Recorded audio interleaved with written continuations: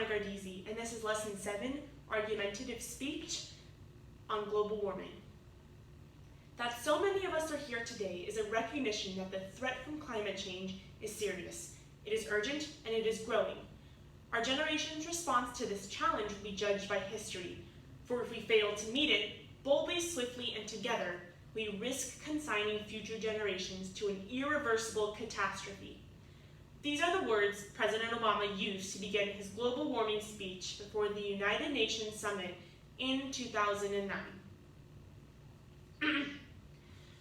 Search Google for global warming, and you will get almost 65 million pages of results. The subject has certainly drawn a lot of attention. But just what is global warming? What is causing it?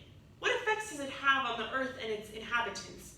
And what are some possible solutions, most importantly?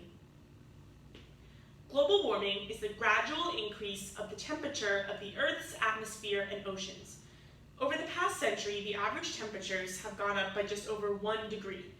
This may not seem like much, but scientists agree that the Earth's temperatures are starting to increase at a much faster rate. Global warming occurs when greenhouse gases such as carbon dioxide, nitrous oxide, and methane trap heat inside the Earth's atmosphere. Think about what happens when you open your car door after the windows have been rolled up after a long, hot day. Heat from the sun enters the car, but the frame of the car prevents it from escaping.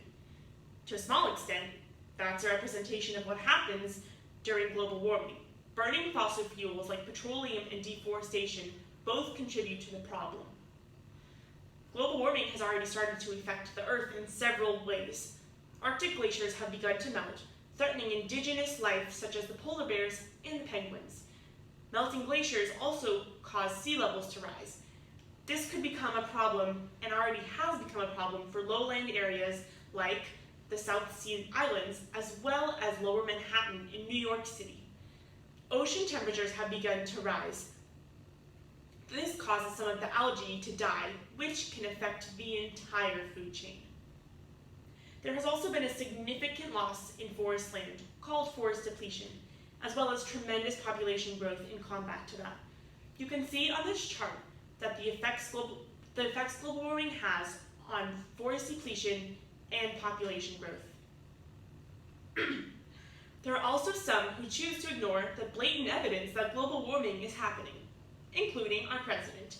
His tweets run along the lines of, quote, "It snowed 4 inches this past week in New York City, so much for global warming," and, unquote, and, quote, "In the 1920s, people were worried about global cooling. It never happened. Now it's global warming. Give me a break," unquote. But as much as some Americans can push it aside, global warming is happening. There is stone-cold evidence, and you cannot ignore science. It is hard when we live in a nation where someone like our president, who's supposed to be leading us, doesn't see the danger of climate change. So one might think, what can we do? Me recycling 1 plastic bottle isn't going to change the Earth, but it will, and it does matter. There are ways we can combat the effects of global warming. For example, the Clean Air Act of 1990 is a law in the United States that attempts to protect and improve the Earth's air and atmosphere. Some of the components of the law include limiting harmful vehicle emissions and phasing out the use of chemicals that can damage or deplete the ozone layer.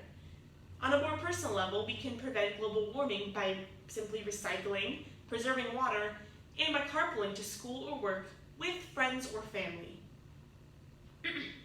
Another example, my mom is an environmental engineer. Her job is to make sure that government machines, trucks, and equipment aren't polluting the air and are using clean oil so that the emissions will not deplete the ozone layer. Her job is to stop human contribution to global warming as much as possible. I understand there is a natural contribution to global warming that we have no control over. But if we restrict our human negative contributions, we can hopefully slow down the climate change process as much as we can. Lastly, I want to thank you for your time, and I want you to seriously consider the dangers of global warming It is happening and we need to act now. Thank you.